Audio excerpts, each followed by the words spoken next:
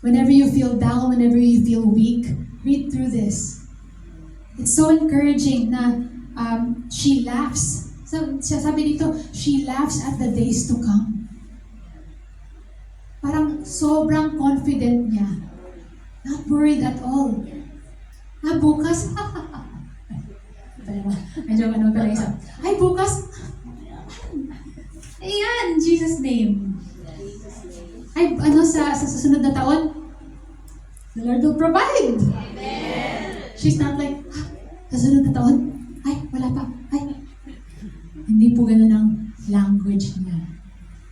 Yung language niya, faith. Yung language ng isang nanay who fears the Lord is faith, is hope, is courage.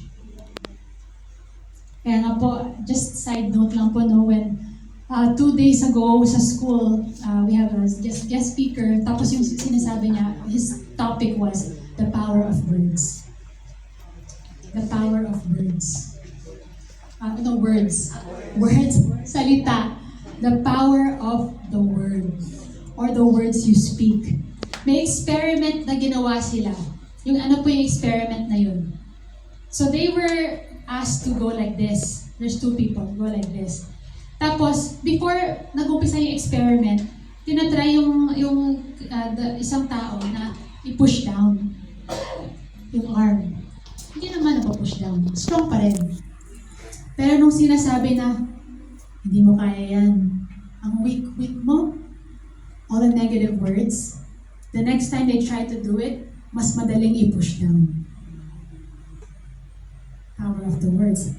Separately, a different person naman, nung pinupush down before the experiment, hindi pinupush down, okay, very good. Pero unti-unti, little bit going down.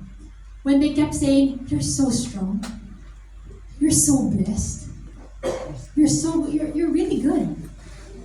Encouragement, they're trying to push down the arms, it would even go higher. Because it affects you eh. Words affect you po eh. Kaya every careless word that you say, accountable po tayo doon kayo. Accountable po tayo. And, ito pa, this is not even the main. The main is, someone went behind the curtains. This person yung tinetest, hindi nakikita. You cannot see that person. So, pinupush down, wala pa rin, okay pa rin, strong pa rin. Tapos, they waited. Yung person behind, saying bad things, pero hindi niya na narinig. Behind the scenes, ang weak-weak niya, wala siyang kalakas-lakas. Diba? Pero hindi niya narinig. Pero hindi ako siya yun. Nung, sabi, okay, good. And then, try to push down. He got weak agad. A different person naman. Behind the scenes, the person was saying, man, this guy's so strong. If he only knew how strong, lakas-lakas niya. Kaya niya gawin lahat. Try to push down. Cannot. Strong. So even what you say about other people that they don't hear, na-affect sila. You don't know the power of your words. You want to know where your life is going? Listen to what you say. If you want to know where your life is going, am I going the right direction? Am I going, tama ba to, Lord? Listen to what you're saying. Kung laging, ano ba naman to, buhay na to? Laging ganito? Ano ba naman? Kung lagi pong ganon, hindi ka pumupunta sa way ni Lord. Pero kung laging, salamat Panginoon, Lord, I bless you, Lord, thank you so much. Kung puro blessing po, you're going the right way. Because your words are shaping your path. Your words are shaping your life. Kaya kahit yung sa Pilipino po, di ba maraming, yung mga words na hindi natin intention, pero lumalabas lang dahil natural. Dahil nakasanayan. We can try to observe. observe what we say. The small things, the big things. Pag may napanood tayo sa news, isang bata, namatay, sabi ko naman, dapat hindi. So natural. It's not our, diba? It's not our intention na mag-curse.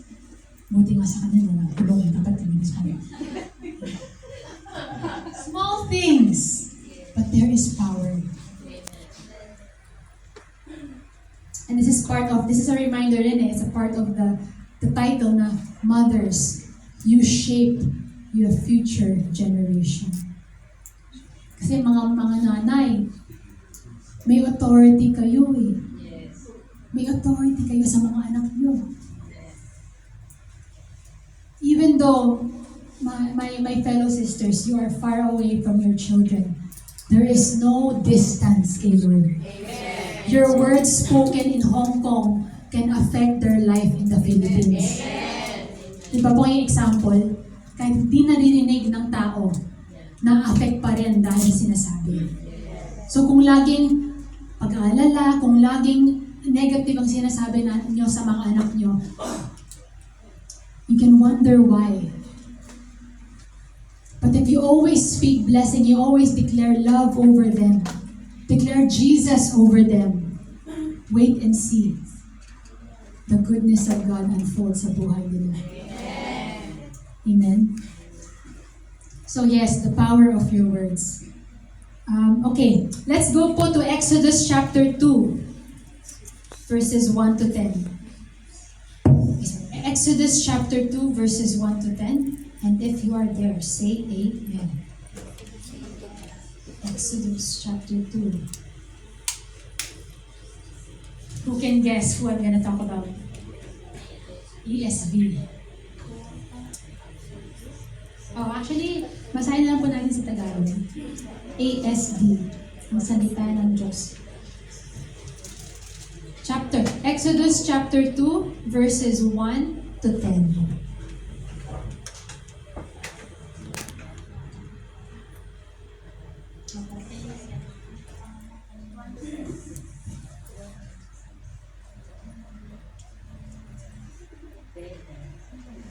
May isang tao mula sa lahi ni Levi na nakapag-asawa ng isang babae na galing din sa lahi ni Levi. Hindi nagtagal, nagbuntis ang babae at nanganak ng isang lalaki. Nang makita niyang malusog ang sanggol, itinago niya ito sa loob ng 3 buwan. Ngunit, nang hindi niya maitago ang sanggol, kumuha siya ng basket na gawa sa halamang papyrus at pinahira ng alkitran. Pagkatapos, inilagay niya ang sanggol sa basket at binalutang sa tubig sa tabi ng mataas na damo sa pampang ng ilog Nilo. Nakatayo naman sa di kalayuan ang kapatid na babae ng sanggol upang tignan kung ano ang nangyayari rito. Ngayon, lumusong ang anak na babae ng Faraon sa ilog Nilo upang maligo. Habang naliligo ang prinsesa, ang mga utosang babae naman niya ay naglalakad-lakad sa pampang.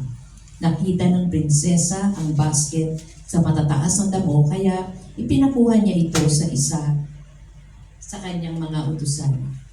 Binuksan niya ang basket at nakita ang umiiyak na sanggol, kaya naawa siya rito. Sinabi niya, isa ito sa mga sanggol ng mga Hebreo. Pagkatapos, lumapit ang kapatid na babae ng sanggol sa prinsesa at nagtanong, gusto niyo bang ikuha ko kayo ng isang babaheng Hebreo na magpapasuso at mag-aalaga sa sanggol para sa inyo? Sumagot ang prinsesa, sige. Kaya umalis ang kapatid ng sanggol at pinuntahan ang kanilang ina at dinala sa prinsesa. Sinabi ng prinsesa sa ina ng bata, dalhin mo ang sanggol na ito at pasusuhin mo para sa akin. Alagaan mo siya at babayaran kita. Kaya kinuha niya ang sanggol at inalagaan. Nang lumaki na ang sanggol, dinala siya ng kanyang ina sa prinsesa at itinuring siya ng prinsesa bilang tunay niyang anak.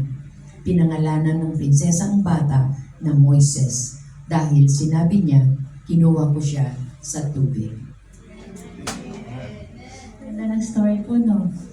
So there is a woman who gave birth to a baby boy. Yung name po ng mom ni Moises ay si Jochebed. Jochebed. And if we go po to Hebrews 11:23 to 27, let's go there po. Hebrews 11, kahit sa Tagalog din po, Hebreo, labing isa,